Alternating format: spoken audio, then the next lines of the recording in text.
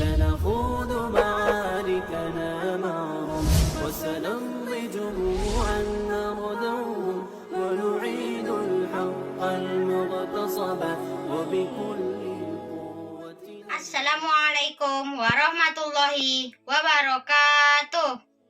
Kali ini saya akan membacakan sebuah puisi dengan tema Smartphoneku ibarat guru keduaku.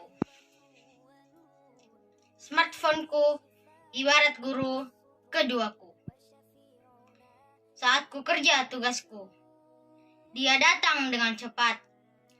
Saat ku minta penjelasannya tentang tugasku, dia jelaskan dengan tepat.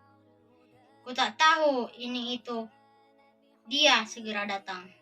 Dia jawab tanpa ragu, membuatku segera tenang. Ya, dialah smartphone.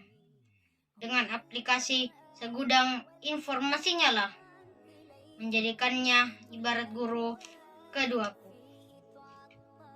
Akan tetapi, dia tak akan pernah sebanding dengan guru yang berada di sekolah.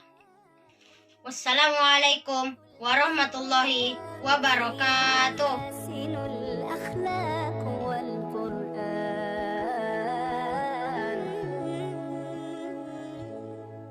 سنخوض معاركنا معهم وسنمضي جموعا